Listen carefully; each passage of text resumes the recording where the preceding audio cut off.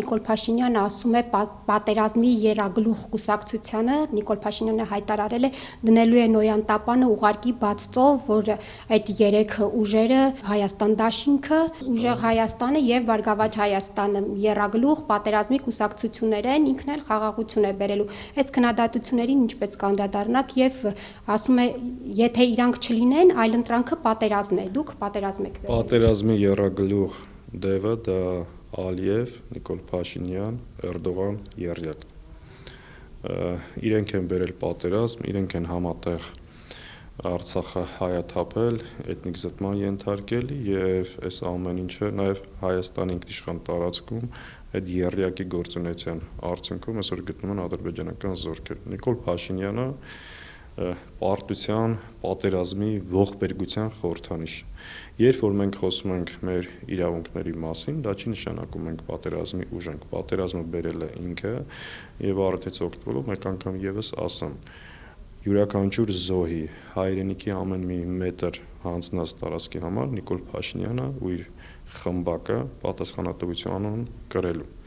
ու դա լինելու է խիստ, որպեսզի սրանից հետո ես այլ ասեմ նաեւ, որ այն բոլոր տեսակետները, որ անփորձության, սխալների արդյունքում, չգիտեմ ինչ Արցախը հանձնվել, ոչ, Արցախը Նիկոլ Փաշինյանը հանձնել է դիտավորությամբ եւ պետական դավաճանությամբ։ Այս արձանագրումն էլ պետք է հստակ լինի, ու ես զարմանում եմ քաղաքական ուժերի վրա, ովքեր այս գնահատականի մեջ տատանումներ ունեն կամ հստակ չեն։ Եթե այս արժևորում այս գնահատականը չկա, հետեւաբար դժվար է լինելու իրավիճակը ամբողջությամբ գնահատել ու ճիշտ քայլեր ձեռնարկել հետագա աշխատանքների մեջ։ Հետևաբար այդ պատերազմի խորհրդանիշը ինքն է։ Մենք գալիս ենք մեր երկրում կայունություն բերելու, հավանական պատերազմի զիջումները կանխելու ու երկիրը այս իրավիճակից դուրս բերելու համար։ Ինչ հավանական պատերազմ, եթե ըստ իշխանության խաղաղություն է արդեն հաստատված եւ կրակոց չկա սահմանին, ու եթե դուք գաք սեպտեմբերից նոր պատերազմ կլինի։ Դե լավ, այնքան էժան, այնքան պրիմիտիվ, այնքան մարդուց ինչ ուզում են տալիս։ Մի մասը տվել է պատերազմով, մի մասը առանց պատերազմ։ Հիմա ես ասել եմ, շարունակում եմ կրկնել, որ Նիկոլի շտաբի պետը նախընտրական դա Ալիևն է։ Այս մարդուն ամեն կերպ աջակցում են ու շատ խիստ անհանգիստ են, որ հանկարծ Նիկոլ Փաշինյանին չկորցնեն, որովհետև բացի այդ, որ ասում է խաղաղություն, օգոստոսի 8-ին Վաշինգտոնում առաջին իր հայտարարությունը եղել է հետևյալը, որ Հայաստանի տարածքում, Հայաստանի հսկողության տակ կան ադրբեջանական տարածքներ, որ պետք է վերադարձվեն։ Հիմա հարց,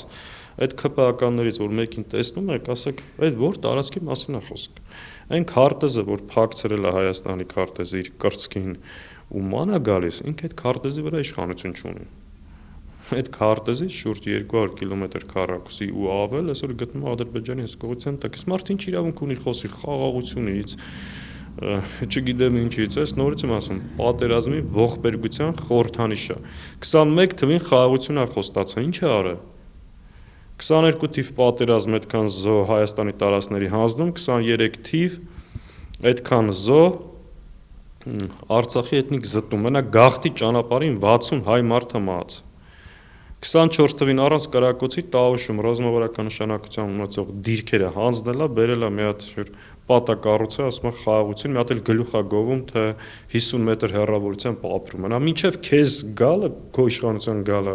մի քանի տասնյակ կիլոմետր հեռու էր Ադրբեջանի զորքերը, այսինքն ինչի մասն է խոսքը։